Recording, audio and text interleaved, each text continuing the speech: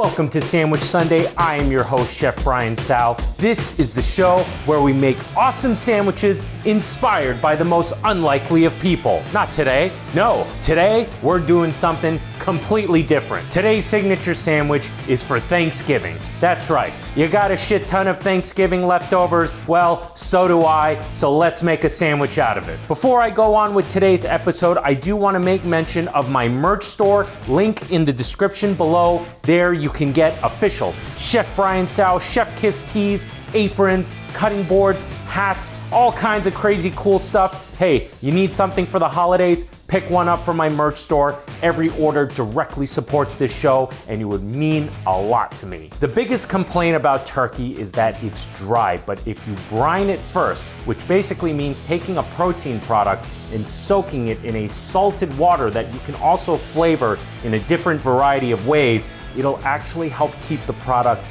a lot moister. A lot moister? Moister. Here I have a gallon of water. I'm gonna add 1 cup of kosher salt, half a cup of brown sugar, 2 bay leaf, 2 cinnamon sticks, 3 star anise, and a tablespoon of black peppercorn. For aromatics, I'm gonna put some crushed garlic.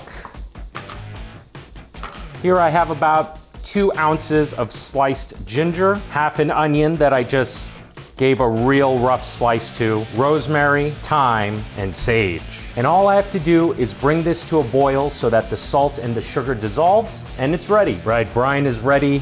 All the sugar, all the salt is dissolved. I can smell all the aromatics. It smells fantastic. We're gonna put this into a large container. A nice little kitchen hack to quickly cool down your brine is to add in ice. I should mention that this brine right now, as it stands, is extremely salty. But after I add in 8 quarts of ice, it's gonna mellow out and be exactly where I need it to be.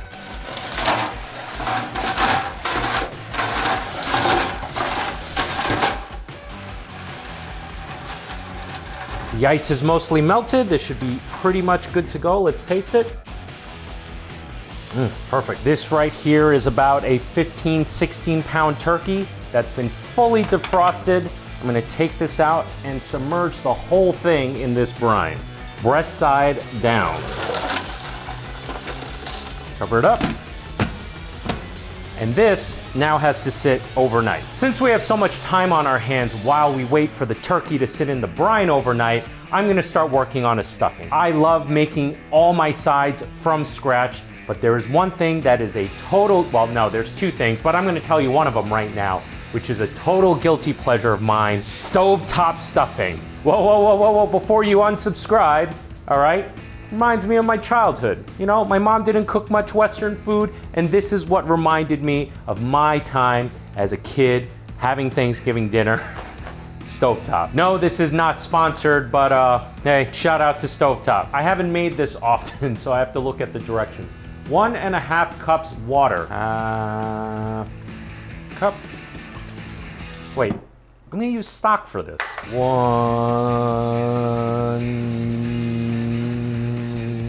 cup. Cup. 1/4 cup of margarine or butter. I'm just going with half a stick of butter. There you go, half a stick. It's brought to a boil, stir in stuffing mix and cover. Okay, well, stir in stuffing mix. Okay, here we go. Stirring in, stir in. Preservatives. Okay, stirred in, let's cover it. Covered, we'll put this aside and revisit it in 5 minutes.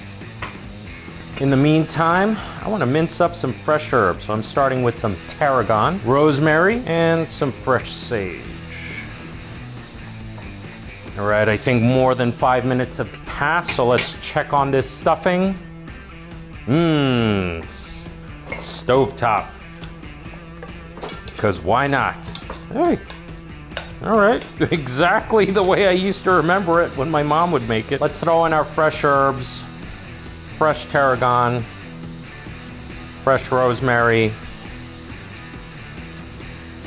thyme and sage. I don't want to add all this yet because it may be too overpowering. Also going to throw in some dried cranberries. definitely were not kidding when they said use a medium sauce pot, because my pot's way too big. Stuffing's done. We're gonna set this aside and start to work on a mushroom gravy. Got my pot cleaned up, and here I have my turkey neck that came with the turkey that's now brining, as well as about 2 pounds of chicken neck. If you can find turkey necks by themselves, it would be ideal to make a turkey gravy with all turkey necks, but if not, chicken necks will work fine. The most important part is that you roast them and get them really dark and caramelized. That is how you're gonna get maximum flavor out of your gravy. And what I'm gonna do here is cover my turkey and chicken necks with stock and maybe go another 1/2 inch higher than that. So let's get our stock in. I'm gonna throw in 1/2 bunch of sage, 1/4 bunch of rosemary, and 1/4 bunch of thyme, tablespoon of black peppercorn, a few cloves of garlic, and a bay leaf. This is gonna get brought to a boil, then to a simmer, and we're gonna let it sit for at least 2 hours. I may have to top it off with a little stock. Let's get this on the stove. Turkey's been sitting overnight. It's ready to come out of the brine, and we're gonna put it into my Traeger, and we're gonna have it cooking for 4 hours at 225 degrees.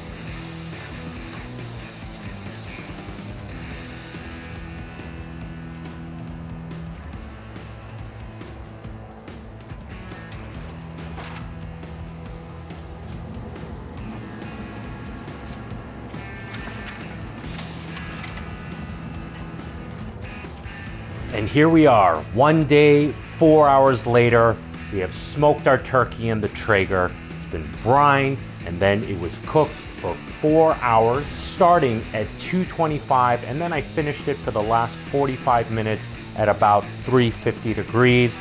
I'm gonna let this rest for about 1/2 hour, and in the meantime, the stock from yesterday that I made for my gravy is ready. We're gonna work on that, and this will be ready to carve up right after that. Next, I'm gonna make a roux, so I'm gonna melt 1.5 sticks of butter in a pan. Butter is melted, and now I'm gonna add some flour, and generally my ratio is about 1 part butter to about just under 1.5 parts of flour.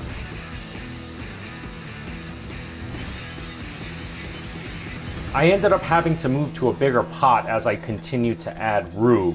I purposely like to make my mushroom gravy extra thick because now I need to add the mushrooms that I sauteed earlier, which you can see has a ton of juice, but I don't want to lose out on that juice because it has so much flavor.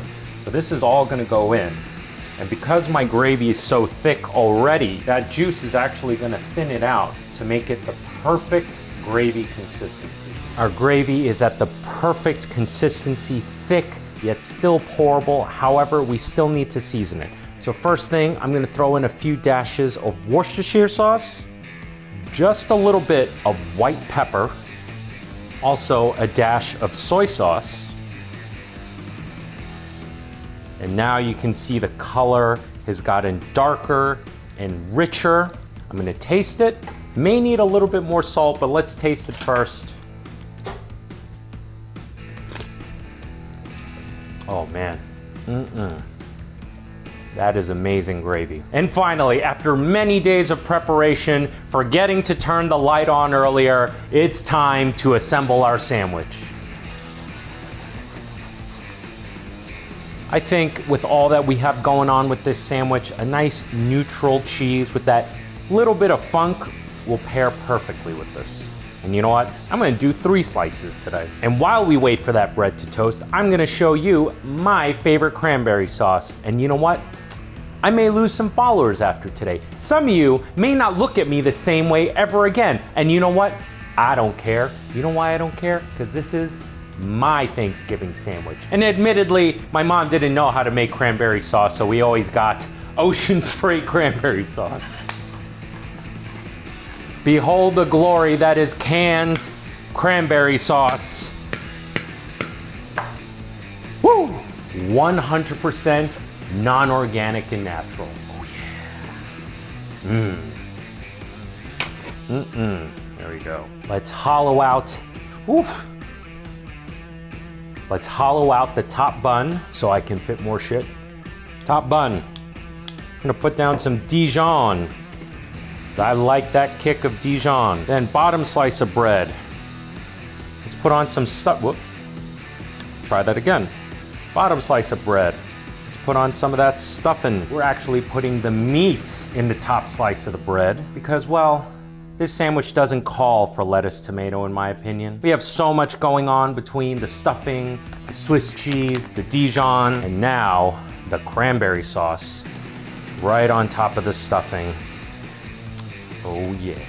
And last, but certainly not least, the gravy. The mushroom gravy, I'm putting it right on top of that turkey. Right on top of this wonderfully cooked turkey. Let's close it up. Before I go on and cut this sandwich, I do want to say to everyone, have a very happy Thanksgiving. Thank you to everyone who's watched this show for as long as you have. I appreciate all of you. Thanks again. Let's do this. Let's cut into this bad boy.